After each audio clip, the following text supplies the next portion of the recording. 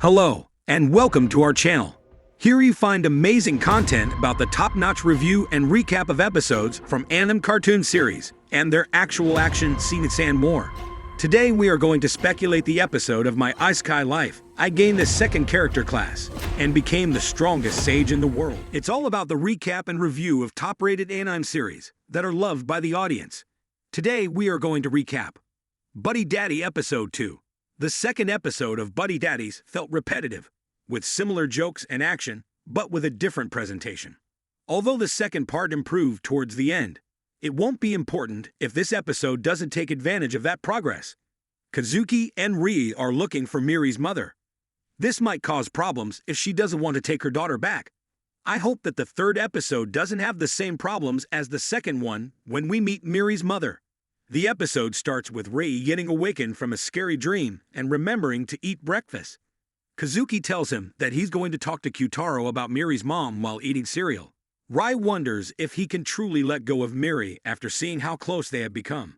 However, Kazukii explains that they cannot raise a child due to the unpredictable nature of their lives. Kyutaro is not happy to see Kazukii, but he still tells him the information. He implies that he knows about Miri, but he doesn't say it directly.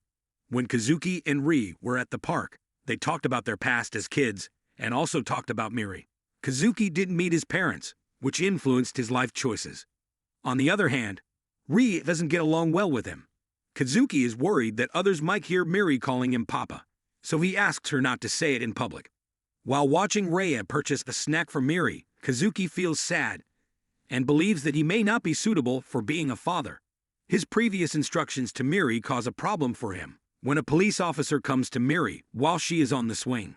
The officer asks Miri who she is with, but she refuses to call him Papa. While they were going home, he tells her that it's fine to use the word okay in certain situations, and for now, she should use it for Rie as well.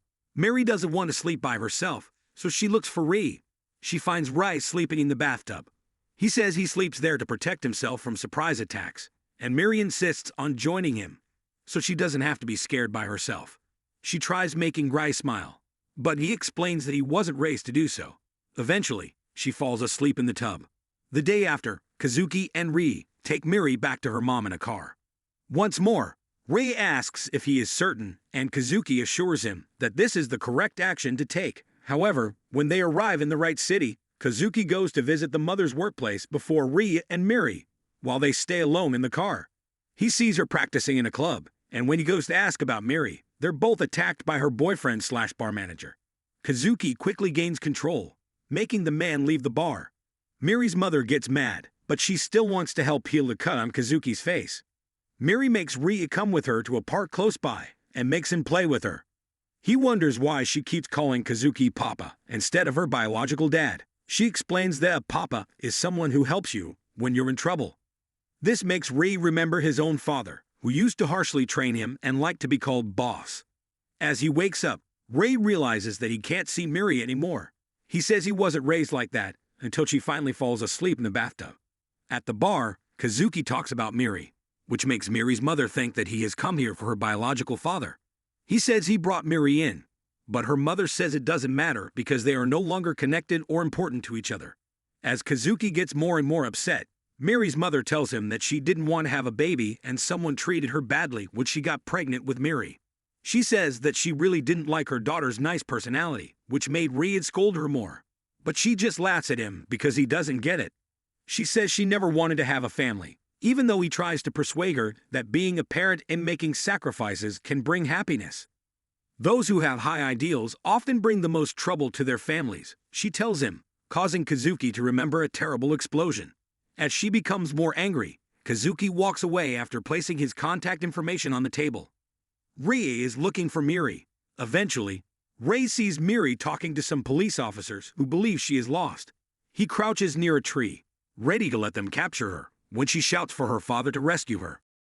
He looks back and goes to the police station.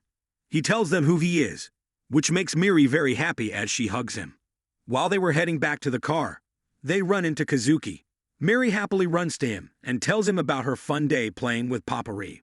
Rie is curious about what will happen next. Kazukii suggests they should stop for dinner while going home and confirms that there will be 3 people having dinner. The episode ends with all of them having dinner together. After that, Mary makes them all sleep in the same bed. This episode made up for what episode 2 was missing. Instead of using jokes that felt forced, the humor in this episode flowed naturally with the story. I really liked how this episode stayed focused on the main story and didn't become a series where each episode is a separate mission. As we learn more about Kazukii and Ri, I become more interested in their backstory as assassins and how it will affect the series in the future. The most enjoyable aspect of the series up until now is the 3 main characters and how they interact with each other. The idea and what happens in the story are enjoyable to see, but the jobs they have are not suitable for kids. I think the show will be more balanced once they figure out how to handle Miri during missions. She can't actually go with them all the time on every mission, but it's important to see them interact like a family to the story. I believe this episode was better overall because it used strong emotions effectively while also including some lighthearted parts. If the series keeps going like this, it will only improve in the future. Welcome to Recapping Toon Anime. Before we dive into our exciting content, we want to take a moment to clarify a few things. Our goal is to provide you with insightful reviews and recaps of your favorite anime series. We put a lot of effort into our original commentary and editing, but we never use anyone else's material without making significant modifications to it. Our use of anime footage is always done within the guidelines of fair use, as defined by YouTube's policies. We respect the hard work of the creators, and we make sure to transform the content in a way that adds value for you, our viewers.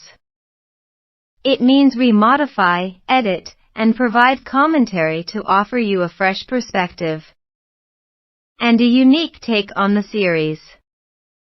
We believe in the power of transformative content, which allows us to explore and appreciate the world of anime together.